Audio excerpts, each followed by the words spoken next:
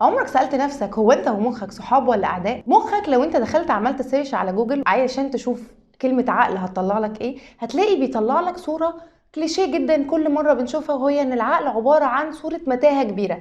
بس هل فعلا العقل هو متاهة كبيرة، ولا دي بقت فكرة كليشيه اي حد بيتزنق بيقولها وخلاص؟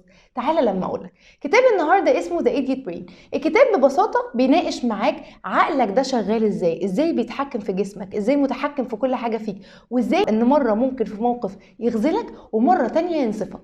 علشان تعرف عقلك وعشان تكون انت وعقلك اصدقاء لازم تكون فاهم كويس قوي هو بيشتغل ازاي، فاهم نقط ضعفه ونقط قوته، لانه ببساطة شديدة جدا عقلك اللي هو المفروض اقوى عضو فيك ممكن في لحظة يتحول ويبقى نقطة ضعفك الوحيدة، إلا لو أنت عرفت نقطة ضعفك دي بتشتغل إزاي. الميزة في كتاب إيديت برين إن هو مش بيتعامل مع عقلك بطريقة علمية معقدة جدا زي كتب البيولوجي بتاعت ثانوية عامة. بالعكس، ده بيشرح لك العمليات ديت بطريقة ساخرة جدا، بطريقة مبسطة جدا، بالطريقة اللي تخليك تفهم عقلك وتستوعب العمليات اللي فيه عشان تصاحبه ويبقى صاحبك. أصل ربنا ما يوريك الشخص اللي عقله قرر إن هو يشتغل ضده.